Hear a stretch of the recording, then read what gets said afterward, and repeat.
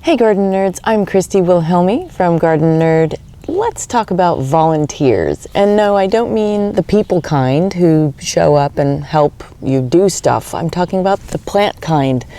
Plant volunteers can be such an asset in the garden. And I'm going to give you some tips on how to provoke them in your life. Let's start with this zucchini. I didn't plant this. It's here in front of my biogas digester. It probably came from my compost bin, which is right over there. There's another one over here and a tomato that have showed up and amongst my levanomist that volunteer every year. How can you promote these in your garden? First of all, let's back up and talk about what plant volunteers are. They are seeds that pop up in your garden that you didn't plant.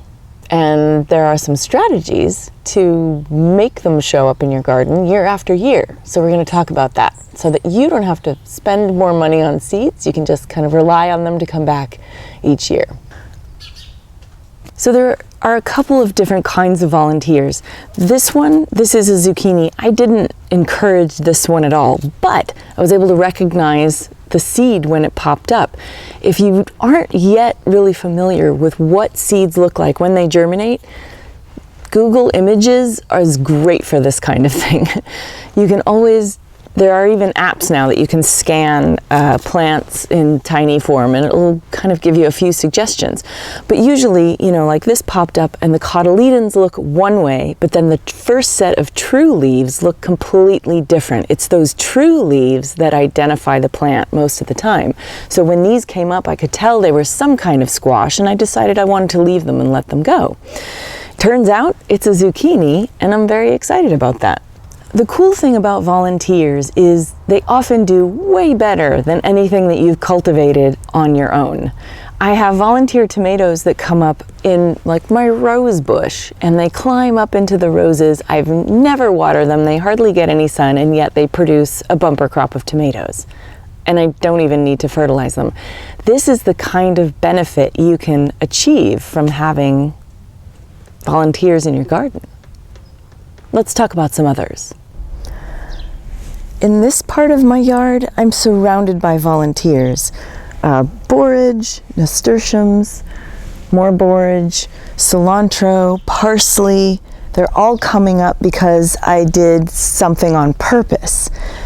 These are all seeds that reseed themselves really well year after year. And so if you scatter the seeds, let them get ugly at the end of the season, because then those seeds will be available to you to distribute elsewhere. Let them go to seed at the end of the season. Don't be so quick to clean up the garden. Let things get ugly and then scatter those seeds in places where you'd like to see them next year. This cilantro patch has been planted deliberately by me, but with obvious neglect. I've directed these into a part of the yard that doesn't get full sun, so it'll keep, cilantro bolts to seed really quickly. So this is one of those things that does really well where I've put it.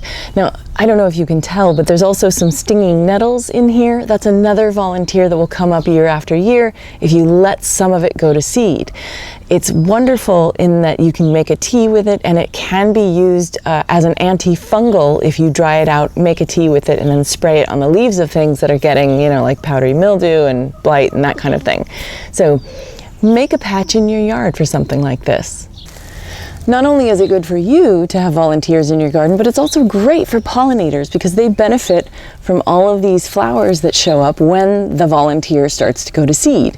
This volunteer arugula patch was born out of allowing seeds in a raised bed about 5 feet away to go to seed. And then they germinated here and I left them here instead of weeding. So, give yourself a break, be a little messy, and you get free food forever.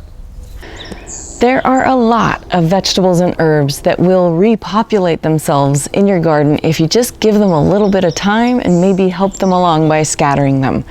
Cilantro, parsley, celery, lettuces, even mustard greens, nasturtiums, poppies, California poppies, and a bunch of other things. So give volunteers a fighting chance and you will find you'll have less work down the line.